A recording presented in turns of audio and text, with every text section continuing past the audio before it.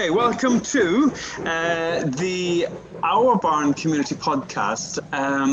Where are we? We're still all sitting at home, and I hope you are too, staying safe. I'm not sure what tier we're in, or what this we're in, or what that we're in, but we're safe. That's the main thing. We've got Gemma and Liz, and if you don't know Gemma and Liz, we're about to get to them really well, but they are from the London Museum of Water and Steam. I always get that mixed up. I always say the Steam Museum or something else. Welcome to the podcast. Thank you.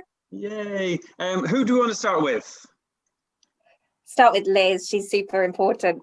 Yay. Would you like to introduce yourself, Liz? Let people know who you are.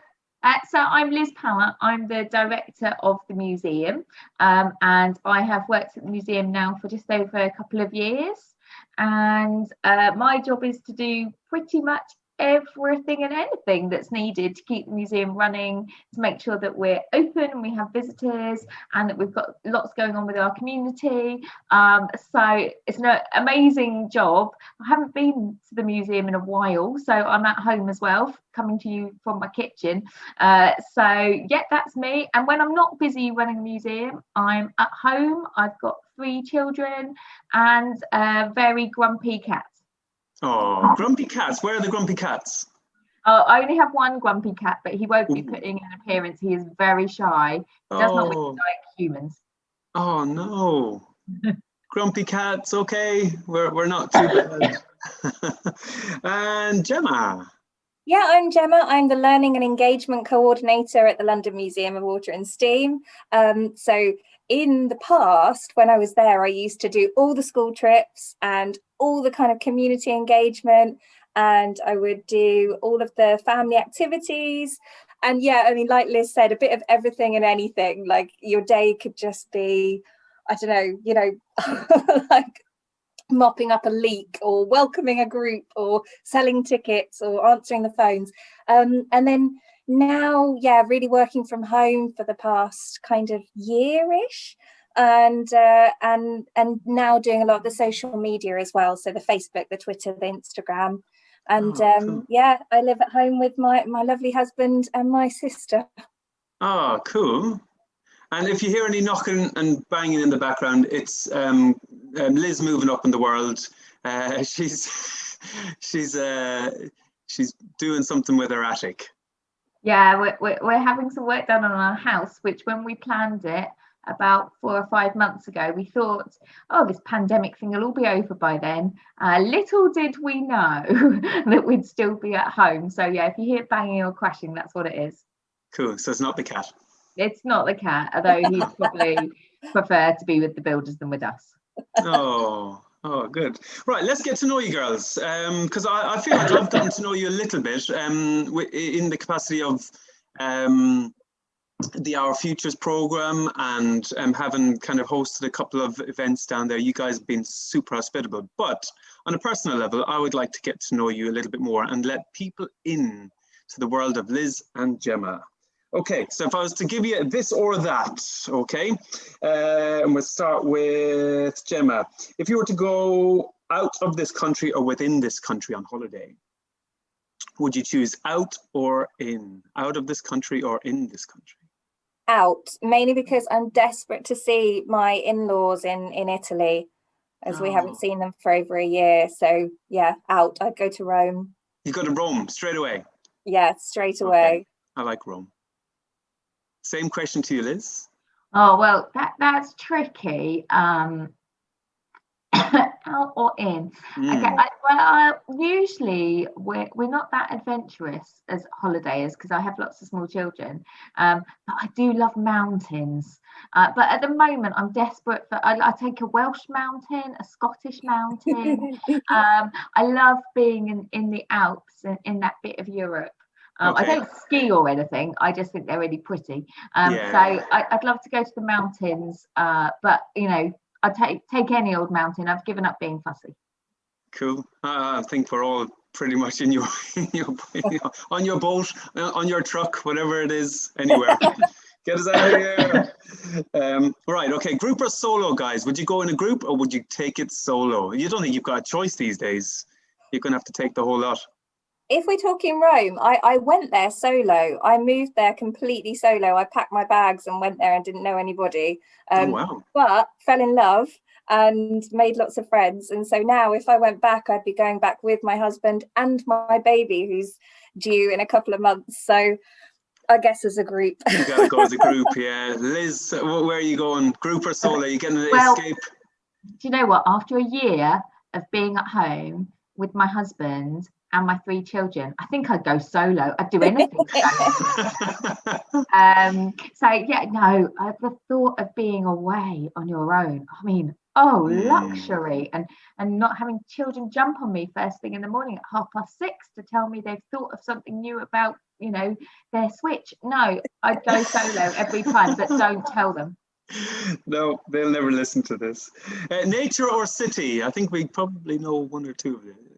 For me, nature at the moment. Oh my goodness, because I live in South London, and oh my goodness, what I wouldn't give to see a bit of nature. Liz, I think I'd go nature as well. Again, I also live in South London. Strangely enough, me and Gemma both live not far from each other in South East London and work in West London. But I think definitely nature. I'd love to go to the beach. I think at the moment you might hear me coughing because I'm still ill because I've had COVID, and I would love to be at the beach wrapped up in a blanket like an old-fashioned nan and just plopped on a bench. Just roll her out. Yeah, just roll me out, and then like have someone bring me cups of tea about on the hour, and yeah, to have fish and chips sat on the beach. You've just described my nan. You just described my nan. I'd like to be your nan. That's yeah. So we used to go to the beach in Sligo in Strand Hill, and I say, Nan, do you want to come for a walk? Like we're going for a walk on the beach. She says, no, I'm going to stare at the sea. And she used to sit in the car with a blanket around her, watching the sea, and we'd come back and she'd be happy as Larry, and off we'd go. That's me at the moment. We went to the park yesterday and everyone else ran around because I'm not infectious. I've just been poorly for a while. And so I got left on a bench all snuggled up under the coats and everyone went off to play. I was very happy. It sounds like a good plan. Train or plane? Train. You love a train. Train journeys are cool. Yes, train. But it's got to be a steam train. Yeah, 100%. Choo choo. I hope we've got everything crossed that we'll be able to get our train at the museum running again this summer. And the biggest joy, I think, there are so many joys of working for the museum, but one of the biggest joys is on the days when the train is running, you can just walk out the office and go hop on a train. no ticket. Well, you got a ticket. The ticket at the London Steam Museum must be the cheapest ticket in the world to get on a train. A whole year of train access for £17 a year for your whole family. And when we're open and the train is running, the children who visit like to see how many times they can go on during a day, and then they'll very proudly come up to you and go, I've been on 5 times. Oh, cool. Do they get to go on it to and from, or is it just a one-way journey? It's both. It's to and from, yeah. To and from. Yeah, backwards and forwards, and it kind of comes round to the side where our office is. So you used to like see families, and you say, "Oh, they're going on there again," and then they go back around again. Choo-choo. I can't wait. When we had the windows open, you'd get all the steam, like wouldn't you, all the smoke in the office. Oh, it sounds like Hogwarts. The only place I've ever worked where you have to clean the soot off your computer. Yes. The glam and glitz of the London Water and Steam Museum. That's obvious. That one was an obvious answer. Travel for food or travel for culture? Oh, culture. I'm not really a foodie, actually. I'm a bit bored with food. Not dinner again. Culture, yeah, 100%. 100%. What about you, Liz? Definitely culture. I think we're museum-y people, and we're missing being able to go to museums and galleries and homes and all of that kind of culture that we love, and the theatre and dance and all of that would be amazing. But can I also have a really nice cafe? Yes, please. I know we're a bit biased in this little group, but as a brilliant cafe is a key part of any culture for me. Yeah, and we know of a brilliant cafe, don't we? Yeah, we certainly do know of a brilliant cafe. We're trying. Our attempt to open the cafe was a good one. It was short-lived. It was good. I had an excellent mozzarella panini made by your fair hands. So yes. I had about 20 amazing lattes over the course of a week. I was on like 3 a day. It was amazing. Oh, and when the doors open and all is well and all is safe, our barn team plan on serving the best food, the best customer service, with the best smiles, in town, without doubt. Sightseeing or shopping? I think this one's a daft question. Sightseeing. Yeah. Sightseeing. Yeah. We'll move on. Yeah. This is gonna definitely get both of you, but have an adventure or relax? That's different times, I know. Difficult. See, I'm spending quite a lot of my time at the moment trying to relax, because that is all the advice on how I can start to feel a bit better after having COVID. And but I'm itching to do something, some sort of adventure. I think a good mixture of the two. Is that a cop-out answer? I'll take it because I think it's necessary. I think I feel the same, because I can't go anywhere very much at the moment because I'm 7 months pregnant and I get out of breath just walking down the street. But yeah, I'm dying to have an adventure. I'd love that. I keep imagining what would it be like when I could walk faster or like move around again. So yeah, I want to take my baby on an adventure. Yeah, adventure it is, and there'll be relaxing times at the end of that adventure, I'm sure. Yeah, definitely need a bit of relaxing. So yeah, we bumped into you guys. Just to give a little bit of history. So our barn, we're not that old. Like, you guys are ancient in comparison. Like we formed in 2012. I don't know when your museum formed.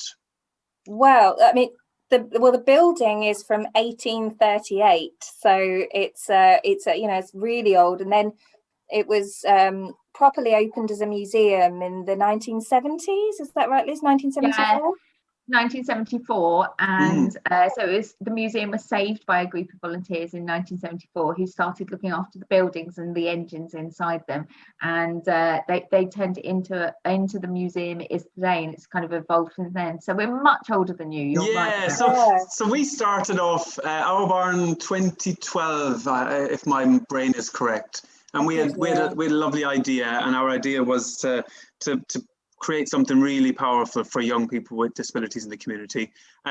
So when we bumped into the London Water and Steam Museum, it felt like an unlikely kind of marriage. Like, I don't know how it was going to happen, or if it was going to happen, but because we like to celebrate, and you guys had a really cool space. The guys on the team, I think it may have been Sulav I mentioned, said that they'd like to celebrate with you guys in mind. So we gave you a big group call. Yeah. And you took the call. We must have sounded proper funny on the phone. It was amazing. It was amazing. I feel like it was like a couple of years ago now. It was, yeah. Yeah, and I remember, and I heard your voice first, and you were like, "Hello, I'm from our barn, and we've got a group of guys here, and we want to talk to you about a like end of project presentation party." And I was like, this sounds amazing. And I loved that I could hear everyone on the phone, and you were all on loudspeaker. I could hear, the different questions, and it was just like, oh, I love your energy. And I, obviously my first answer was yes, come, please come. And yeah, I think when you came, I wasn't there the day that you came to just have a little look around, but I was so glad that you went ahead. And then I was there the night that you had the presentation party, and oh, it was just brilliant. There was just such a fantastic energy, and the stories were great. It was so funny as well. You guys had all your kind of like your in jokes and they were like the usual boys, suspects. I can't remember. The usual suspects. Yeah. And you were Basil Fawlty, and I just thought it was fabulous. I had a great time. It was amazing. Continues to this day. Oh yeah, Do you know what, Gemma? We need to put our cards on the table now to say that we very much want to be in consideration to host your 10th birthday party next year. Oh Oh yeah. Just think of the party we could have. It would be amazing. So definitely when you and the team are planning it, think of us. Yeah, we love it. We really do. We cherish a party. We love music. We love all the things that you guys love. Food, people, you know. And I remember Tarek's mum had done the food. There was great Yes. food that night. It was the Beirut banquet. I know there was a big cake because Eunice had ordered the cake. Yeah, and never turned up. So the cake turned up, but Eunice didn't turn up. So there's lots to go around. I know you left cake with us, and I put it in our staff room. Yeah, I was. Yeah. No, it was fantastic. We'd love to have you again. And I know you came back again. I feel like, was it the beginning of last year? It was really cold, but you had warmth. You brought that warmth. Yeah. The cold doesn't get us down. No way. No chance. It is a bit breezy in the old Steam Museum during winter. So where do you see, guys? Well, it was built. It's so interesting because it was built to have these massive burning furnaces in them and these massive boilers. So obviously, when it was built nearly 200 years ago, they didn't think, oh, one day there's going to be groups in here and children shivering on the ground. Crawling around. They also didn't need to keep the water out, which is why we spend a lot of our time running around scooping the water back up again, because they didn't need the roof to keep the water out. The engines could just get wet. So it does mean that when all our groups come to visit, you never quite know what you're going to find. It's always an adventure. Yeah, I guess you guys must have loads of fun facts about the museum. Okay, I'm going to give Gemma this one. Gemma is the queen of museum facts. Yeah, I mean, okay, one of our engines is even older than the building. One of our engines has had its 200th birthday. So, that engine has been around since, since Queen Victoria was a baby and, Florence Nightingale was a baby. It's that old. And it was in another location in Chelsea, and then they had to move it. And the reason is it's not very nice. The old waterworks at Chelsea were too close to where all the sewage was. So the river was kind of basically full of poo and wee. And then you're pumping that water and then it's going back into the water supply and people are drinking it. So, so they built... Not zero water, eh? No, exactly. It's not like the purified stuff we have now. So they moved further up the river because obviously the further they went west, the cleaner the river was. And I love to imagine them kind of just taking it apart like an IKEA set and kind of putting it on a boat and then taking it upriver and putting it back together again. So we've got that fabulous old engine. Did we miss the birthday? Or did it have to birthday on its own? Yeah. Do you know, I used to, with my school trips, I used to tell them what year is it? 2019. I used to tell them, next year it's going to have its 200th birthday, and the children would get really excited and shout happy birthday at the engine. But in the end, we didn't get to actually have that bicentenary. It had a lockdown birthday like most of us. No, it's true. It didn't have to perform on Zoom or anything like that. It didn't have to do a family quiz. We left it off. Oh, fun facts. 200 years. Yeah. No, I was going to tell you some pop culture facts. Oh, yes, please. So if anyone knows the Mr. Blobby hit single, I won't sing it because that's embarrassing. That was filmed at the museum, the music video. So you've got Mr. Blobby dancing on engines. I don't know quite who said that was okay, but he's dancing on engines. There's children. There's all the kind of 90s celebrities. It's brilliant. And then, possibly even cooler, Doctor Who was also filmed at the museum. And the Daleks, the Den of the Daleks, was right by where our office is today. I'm terrified of Daleks, so the concept is just like...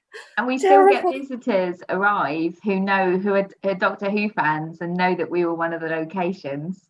You're on the map. So, yeah, on the filming map. Oh, cool. You've also got some new neighbours, haven't you? We have. So the Brentford football team, who have played at Griffin Park, which was only about kind of 10-15 minutes walk away from the museum, have moved and now are our closest neighbours, just the other side of the train tracks from us by Cuboid Station, which has been great for us. Lovely excuse to get to know the guys from the who run the football team, and particularly we've got to know the supporter group who we've been working with. And actually this summer, when people come back to the museum, they'll get to see an exhibition by the supporters group about the history of the supporters of Brentford FC, which is a really great story, and special because they have looked after the club themselves for such a long time. So we're absolutely chuffed, because Brentford FC are a really old football team. In fact, there are the few things that are older than them around is probably us. That still are there, and we've long friendship.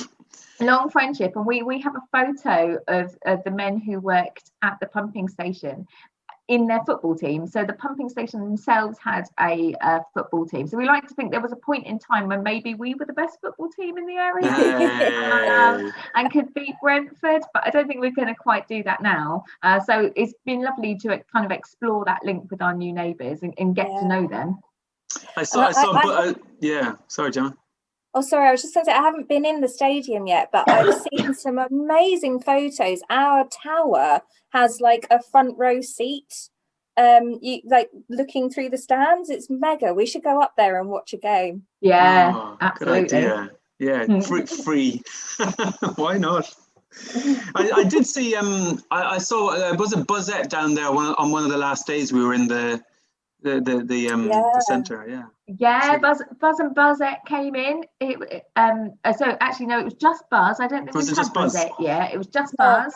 We look forward to having Buzzette visit as well. And they came to have a look from at some of the photos we had on display from Karen, who's Brentford Through Our Lens. Yes. And she put this wonderful display of photos together of Brentford through the ages, but loads of the football club as well, because it's been such an important part of Brentford history. So it was great. And then Buzz came to see them and caused all sorts of trouble. Yeah, I know, playing on all the things, just generally getting in the way. I didn't realise how ginormous Buzz is. Very, very big when you try and get him around a theme museum. Am I right in saying the cats weren't there to scare it away? Thank goodness the cats weren't there. So our two cats who live at the museum have been on furlough. Get it? Love it. Since last March, and so it's not just me and Gemma at the museum. We also have two other members of our team. We have Hayley and Joanna, and they have both the cats have been living with Joanna since March. So they are living the life of luxury, being looked after, and they're so happy and lazy. And they're looking forward to come back. Well, I don't know.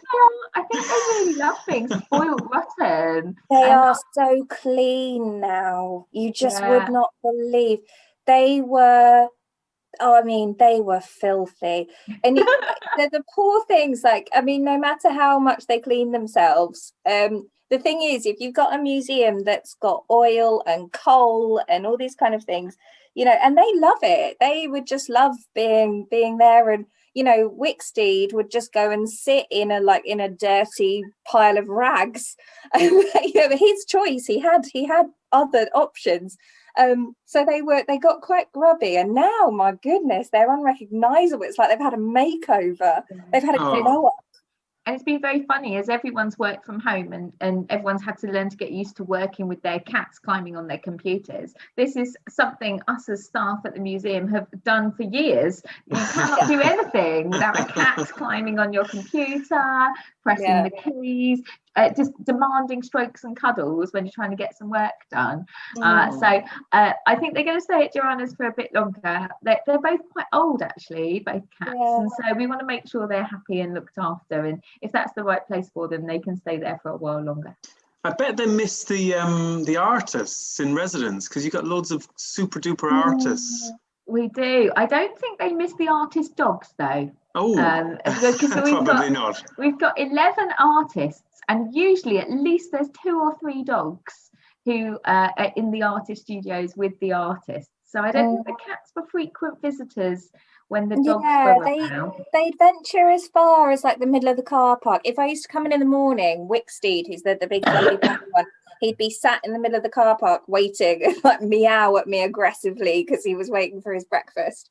But yeah, I think they probably loved all the attention. Yeah. Maudsley especially, she loves the attention, the black and white one. I don't know if you ever had a chance to meet our volunteer dog as well. No. We have a dog who volunteers with their owner. I think the owner might do more of the hard work. And that dog's very, very old and lovely and will just sleep all day behind the tills and would just adore being stroked by almost every child that went past, and all of us as well. So I love working somewhere where you're the kind of place where there are cats about, there are dogs about, there's too many squirrels to talk about, foxes, peregrines. Have I said that right, Gemma? Yeah, peregrines, yeah. Peregrines on top of the tower. Yeah, you got a proper animal farm. And occasionally a goldfish. Recently a goldfish.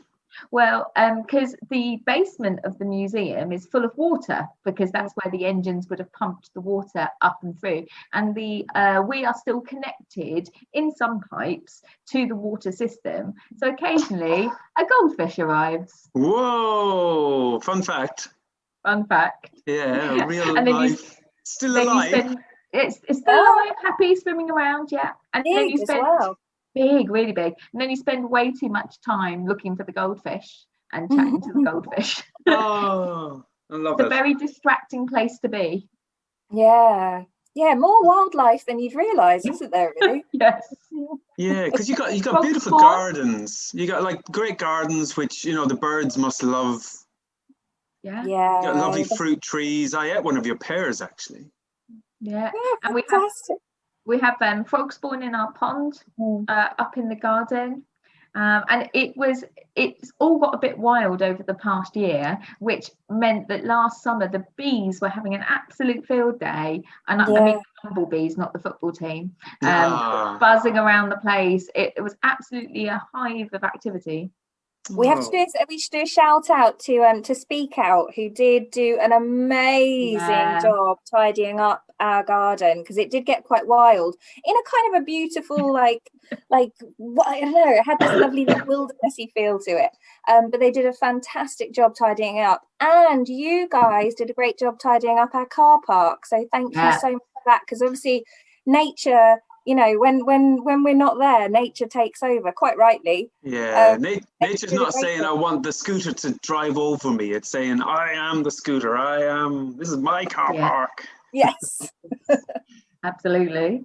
It's turned into a scooter park. I think the kids love it there. Oh, the summer was amazing. Liz did a fantastic job getting scooters together, because lots of people have scooters, maybe their children have grown out of it, or and so we gathered up all of these donated scooters, and Liz bought them in a car. There was like 12 of them, and then they were just so good this summer, because families, summer gone, families could come in, and obviously children see these scooters and like, yes, run for them, and then the car park just had so much energy and life. It turned into a playground. Yeah, I love it. I love it. In terms of coming to the museum, ladies, it is, and I kind of joked about it earlier on, about being the cheapest train ride in probably the world. But honestly, as tickets go, you don't get a sweeter ticket. Oh, thank you. Well, so we're an independent museum, which means we don't get any money from the government or the local council, and so we earn all our own money. So we do have to charge people to come into the museum. So in order to make sure as many people as possible can afford to come to the museum, what we do is we charge adults, so anybody over the 18 pays £17, and that ticket then lasts them all year, and they can bring in as many children as they like, which means for a family, you can come in for £17, or maybe there's 2 adults want to come in, and then you can keep coming and coming as many times as you like. So we know over half term that some of our regulars, and we do get lots of regular families that come, would come 3 or 4 times over the course of a holiday, just pop in, have a play for a couple of hours and then head out again. And it means that we get enough money to keep the museum going, but also our visitors are getting a really good deal. And then hopefully they will do the other really important thing, which is stay, have a coffee, maybe consider donating in another way, maybe hold an event at the museum, and that all helps keep the museum going. Yeah, and I've heard some people are even crazy enough to run the marathon in aid of this museum. Yeah, I don't know what I was thinking the day I signed up for that. So I ran the marathon in October, and because the London Marathon had to be cancelled, the main one going through the city, they did what they call a virtual one, which means you can run it in however you like, as long as you do the 26 and a bit miles over the course of the day. So what I did is I left my home here in southeast London, and I ran all the way to the museum, where I promptly had some lunch and a cup of tea, and then I ran home again. And it was amazing. We raised absolutely tons of money. I think we just got to just over £3,000 in total with the gift aid. And we met lots of supporters, kind of met me en route or on the way, or trustees or volunteers, and kept me going. I just add, Liz is too, modest to admit, but the weather was horrendous that day. It was like Liz was like swimming, like it was so soggy. I saw Liz on her way back because she kind of ran close to where I live. And, she was carrying on. She was running up this hill, soaking wet, keeping smiling. But she did an incredible job. And most people first and last, or first and many? The first and the last, I think. Oh, not first of many. I really enjoyed it. I normally run half marathons. Okay. So I've done quite a few half marathons, which I loved. So the step up to the marathon was a big step up for me, but I knew I could do it slowly and at my own pace. There was no pressure, as long as I got it done during the day. So I don't think I've got another marathon in me. I'm kind of okay with that. You look really proud. You look so proud of what you've done, though. Yeah. Well, people listening can't see that I am wearing my marathon runner sweatshirt today, which is one of my prized possessions. Yeah. I like to wear it a lot, so I look like I could run off and do a marathon at any moment. Up a mountain. Yeah, easy. Solo. Any day, any time. Oh, great. So if I was to kind of take you on an adventure, which you're both up for, what museums would you be going to? Where would you be going? Oh. I'm a big fan of the Museum of London. I just love all this. I mean, London's got such amazing history, and it's just so multi-layered. And I love social history. I love history about people, and like whenever I think of anything in the past, I'm always interested in, but how did they feel, and what were they wearing, and what did it smell like, and what were they eating? And like I love kind of all the social history things they've got there that belong to people. But also, if you think about like what do people eat, I don't know if anyone's been to the Jorvik Centre in York, which is a museum of Vikings and Viking York. And there's a proper name for it, but they've got a poo on display, which is amazing. Yeah, and it like they've analysed it and they know what that person ate. It's like a fossilized. I think it's called a tricot. There's a proper name for a fossilized poo. I love stuff like that because it's really human, isn't it? And we all, I recognise what that is, and now I can understand more about the past. Love it. Where are you going, Liz? What museum are you going to? You're going to go to the Poo Museum? I'd probably meet Gemma there, I imagine. And there are so many great museums, and I love all the London museums. I go to them a lot, but there's one museum that I'm waiting to open. It's not quite open yet. So it's called the Museum of Making, and it's in Derby, in Derbyshire, and that's a really unusual museum. So it's in the first factory in the world in Derbyshire. But what's been different about it is, instead of what normally happens when a museum is made, is that lots of people gather together, they decide all the important things to go in the museum, and then they put them all in and job done. And what the Museum of Making in Derby has done differently is that they have worked with everyone in the community, and they have not only chosen all the things to go in the museum and written about all the things that are going in the museum. They have built a workshop, and they have trained up people in Derby to volunteer and make every single cabinet, every single display. The whole thing has been made by the community, for the community, and I cannot wait to go and see it. And I've seen some kind of little tests and some trials, and I've been to visit the workshop where the cabinets and all the kind of bits that you need to make a museum displays are all made. So I can't wait to see that all come together. And then it's like opening later in this year, I hope, if they're still on target. But I think that'll be just such a different museum. It'll be so exciting to go and see. So I'll go on an adventure all the way up to Derby. Oh, cool. On your train. Choo-choo. On my train. On a steam train, that'd be great. On a steam train with a lovely blanket. I can see a tweed or a Donegal tweed. Yeah, sounds perfect. That sounds amazing. Because, yeah, I mean, museums are at their best when they're about, you know, like community and sharing stories and stories that are important to all of us. Because sometimes it's true, you know, some museums are collections that someone a long time ago thought was important, and it can be just maybe just their point of view of what was important.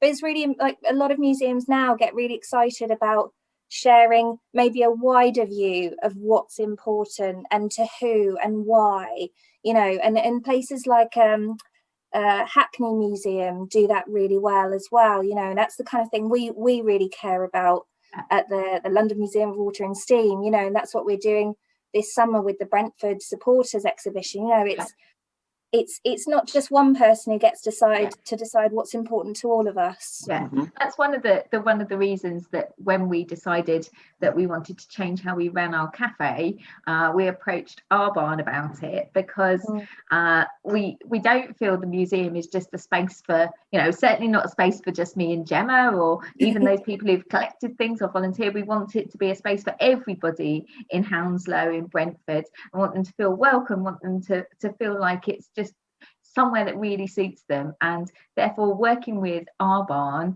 to have our cafe will hopefully mean that all people in the our barn community will be like, first of all, working very hard and producing a wonderful cafe, but also feel so welcome, feel that they have a bit say, you know, partly they own the museum, it's their museum as much as anybody else's museum, and that's you know, that's how we should share all of the knowledge, all of the information, and all the fun things that we've got to show with our community. Oh, well, we naturally feel at home there, and you kind of probably gathered that much, because we all turn up and we all love it. So, cheers. I wonder where else we could go. The future, Liz. You've mentioned loads of great stuff for the future, and the future is always bright when I'm looking at you two. So, any other light bulb moments? Are you thinking? Yeah, so I'll give you a podcast exclusive. Oh, yes, we please. have been awarded some money by the big lottery called Awards for All, and that is to do some more work with our volunteering, but this time to really help us get more young people involved in volunteering and support young people to volunteer at the museum, gain experience, gain all that knowledge that you get from volunteering, gain loads of fun, some new friends, and working as part of the community. So that is a big project that we've got coming up, and that we'll be starting to think about that in April onwards. So keep your eyes peeled if you're interested in coming to join us and doing some volunteering. And so that's really big news for us. We've got our football exhibition opening at some point over the summer. We've got a new community room that we're hoping more members of the community will come and use for whatever they might need it for. We've got this really good cafe. Have we mentioned that? That will be coming back with a absolute lattes and all sorts. Storming back. And then we're applying for funding from lots of different grants and foundations for all of our different plans of what we want to do. But the biggest thing we're looking forward to in our future is opening the doors, having families back in, having everyone back playing, having fun, enjoying the museum, and being able to support us and us being able to support our community once again. It just has been the strangest year when your job is to look after a building and a collection and a local community, and you're not able to do that. So I guess our biggest future thing is just going back to being the brilliant, amazing little tiny museum that we want to be. Yeah, everybody buy a ticket now. I don't know how you do it, but what I meant to say. Yeah, say again. That's what I meant to say. Buy a ticket, come see us. Buy a ticket. Buy a ticket, come see us, have a brilliant time, and then bring your friends back to buy a ticket as well. Gift a ticket. The biggest way people can support us is to visit. Visit. As soon as we open, come and visit. Yeah, and you'll have a great time. It's so calm. It's a cool museum. It's so different. It's it's the place to take a selfie. It is. If you want authentic, different, cool. Yeah. Excellent backgrounds. We've got a really varied collection as well. We've got, obviously, if you love engines, we've got these incredible engines and different colours and different sizes and shapes. But then you've also got, because you were saying at the beginning, when we first started this call about water, you kind of think, well, water, why, it's a museum about water, and steam is made of water. So it's just a museum of water and water. But water is if you think about how many times you use water on a daily basis and all the different ways you use it, and then you look at kind of over time, it's the thing that, our ancestors for thousands of years, you need water to survive and to clean, to wash. And we've got all this water wall of old washing machines and old bathtubs and it's just really fascinating, kind of, because it's relatable as well. It's not like, oh, this is a subject I know nothing about. We all drink water. But I think most of the toddlers that come for the water play outside. I thought so. I thought they want to get wet. And don't worry if you're not a toddler. You just wait till it's a bit quiet and get in there yourself and have a play. And for our steam train, and I can't wait. I think we both really miss it, don't we, Gemma? Yeah, big time. Just I dream about it. I honestly I have dreams where I'm in the museum. I had one last night, and it is we're going to open the doors now. It's really exciting. We can't wait to be back, and we're both part furloughed at the moment as well, so we can't wait to be being able to do some more work, earning some more money for the museum, back in the building, back with all our community, all that fun, all that energy around us.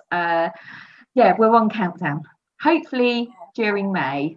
You're on countdown. We're ready. Yeah.